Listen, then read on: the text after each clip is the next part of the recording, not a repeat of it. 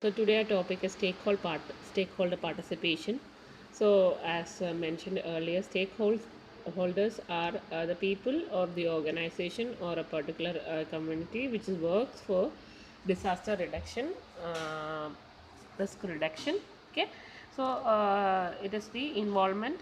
Stakeholder involvement is another term, or stakeholder engagement. All are interchangeably used in relation to the interaction between two or more stakeholders in policy making, development projects, organization management, and decision making in disaster risk reduction. So DRR education stakeholders have a major portion. Okay. Then in brief, stakeholder participation is the involvement of interest groups, that is representatives of locally affected communities, national or local government authorities, politicians, civil society based organizations and businesses in a planning or decision making process. So we have already seen the strategies which are required for a disaster management activity. So all those strategies or policies are prepared with the involvement of stakeholders.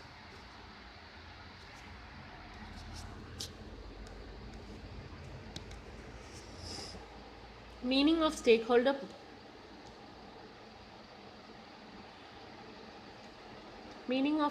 participation. In this operational context, stakeholder participation means it is a process through which the people actively take the interest and control the department initiatives, decisions and resources that affect them.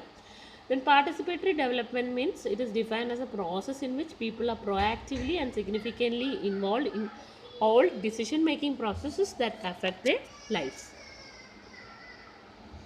Now we have different forms of stakeholder participation, that is primary stakeholders and secondary stakeholders. Stakeholders are people or communities who may directly or indirectly, positively or negatively affect the outcome of a project, program or new initiative such as disaster risk reduction, education. The three basic forms of stakeholders are primary stakeholders, secondary stakeholders and stakeholders. They are primary stakeholders are the beneficiaries of a development intervention or those directly affected positively or negatively by it. They include local population, individuals and community based organization in the project program. Well, poor and marginalized groups who have traditionally been excluded from participating in the development efforts. So, primary stakeholders include the major local population. Then, in disaster risk reduction, the stakeholders include homeowners, renters, homeless persons, and community based small scale business. So, due to disaster, who all are affected by the disaster, they can be included in the stakeholder participation. Secondary stakeholders refer to those who influence a development intervention or are indirectly affected by it. They include the government, line ministry and project staff, implementing agencies, local governments, civil society based organizations, private sector firms and other development agencies.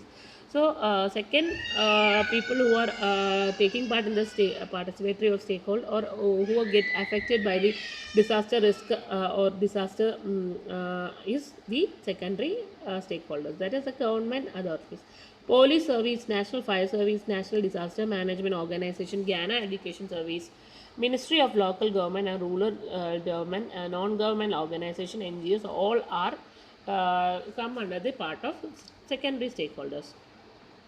Now, third is the key stakeholders. Key stakeholders are groups which influence or important to the success of a project through final resources or power. In the context of a disaster risk reduction in the local, regional, or national scale, key stakeholders could include National Disaster Management Organization (NATMO). We have already seen the organization. Ministry of Local Government and Rural Development (MLGRD), Metropolitan Municipal and District Assemblies (MMDAS), and they could be the financiers of DRR efforts, disaster risk reduction efforts. A key element in the stakeholder participation is the ability to identify the stakeholders, their needs, interest, relative power and potential impact on the intended endeavor in a people-centered fashion. So, those who are getting affected by a disaster can participate and can suggest measures to reduce the risk due to disasters. Now, next is effective ways of promoting stakeholder participation. So, stakeholder participation initiates some groups, such as very poor women, nomadic groups, or ethnic minorities. They lack organization, social, or financial means to make their voice heard and participate effectively. Then, often exact stakeholders whose needs and interests are critical to the success and sustainability of development intervention. So, correct measures or correct problems faced can be only mentioned by people who are suffering that. Okay, so the primary stakeholders are very important in the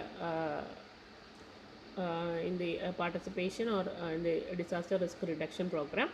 Special efforts are needed to address the disequilibrium of power, knowledge, and influence among stakeholder group and to allow weaker roles. So, common people are not so educated, so we will be providing them with primary education, or we'll be giving them awareness, etc. Then these include the capacity building. Capacity building means providing training, coaching, funds, or other resources to marginalized groups to assist them in organizing, mobilizing, support, identifying, and articulating their interests.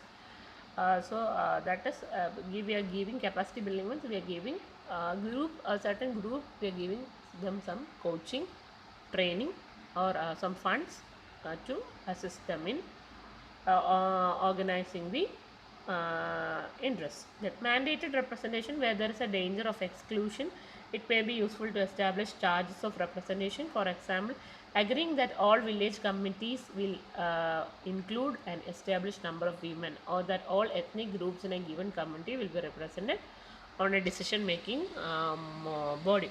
So, mandatory representation means mandatory means what? Compulsory. So, there must be a community to decide on the problems and include all the problems in that particular area. Separate events, in some cases it may be valuable to meet with specific population groups separately, for example to hold a separate women's meeting to discuss their particular concerns. Separate meetings can also be conducted. Leveling techniques, power differentials between stakeholders can be reduced through the use of participatory method. Participatory mapping already we have seen. So participatory means different people will be taking part. A skilled facilitator can use a number of techniques to ensure that all participants have equal opportunity to make their voices heard. So there must not be any dispute between the stakeholders. So everybody will be having equal opportunity to make their opinions. Then use of intermediaries. In circumstances where direct participation of marginalized individuals themselves is not feasible, intermediaries as or surrogates may be identified to represent their views and defend their interests. If it is not possible for women farmers from isolated areas to participate directly in a national forum or agricultural development, female extension workers might be selected to represent their interests.